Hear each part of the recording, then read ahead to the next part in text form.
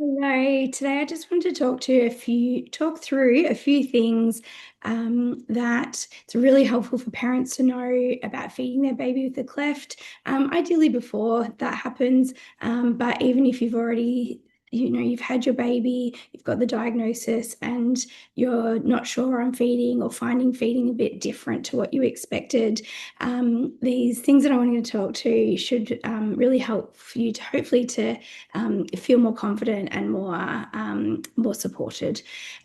So the first thing is that I've sort of already mentioned that feeding may very well look different to what you hoped or what you expected that it would. That could be in terms of the way that you're feeding your baby, whether you really wanted to breastfeed and you're now having to bottle feed, whether you're expressing and giving express breast milk or formula, or whether you are doing some breastfeeding but also needing to do some bottle top ups. That can be really hard when you have an idea in your head of what you think feeding is going to look like, and then it turns out to be different, or if it turns out to be harder than what you expected.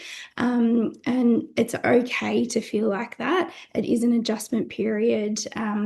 You're doing everything you can to support your baby and to make sure that they feed well and grow and develop, but it's okay for you to take some time to process those emotions and to come to terms with the fact that things are going to look different.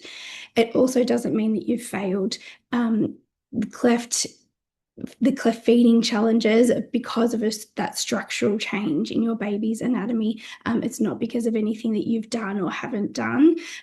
So it's also okay to give yourself some grace that you're doing everything you can to support your baby and to help them to thrive.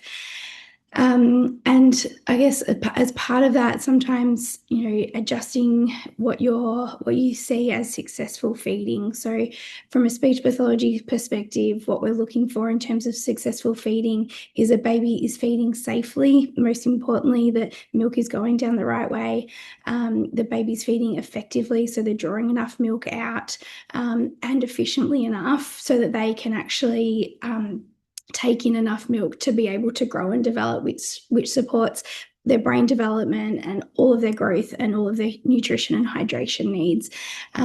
So rather than necessarily how that happens, we want to focus on that safety, efficiency, and effectiveness of their feeding, which again can take some time to process that and to readjust how you look at that. And again, that's okay. It's okay to take time to do that because it is different to what you expected. Um, just because feeding looks a bit different to what you had hoped or expected doesn't mean you can't still bond with your baby through feeding. Obviously, breastfeeding is a really special bonding time for mother and baby.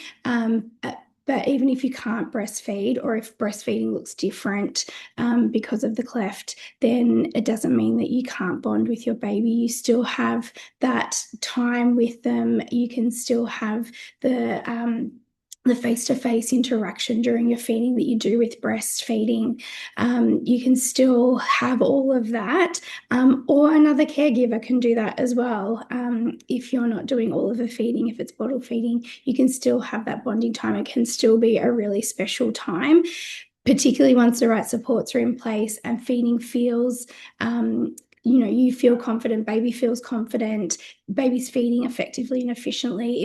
If feeding is stressful, then that can definitely impact your bonding. So we want feeding to be an enjoyable, pleasant experience for both you and your baby so that you can have that bonding time as well. And you're not focused just purely on how much milk they're getting in and whether they're getting that in quickly enough to be able to keep growing.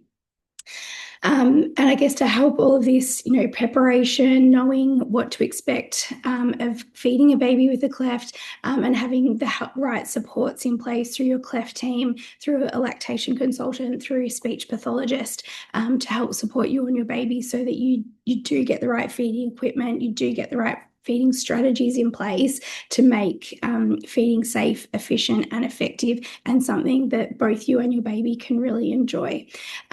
So, obviously I have some resources, a free webinar and a Cleft feeding support program to support you in that if you would like.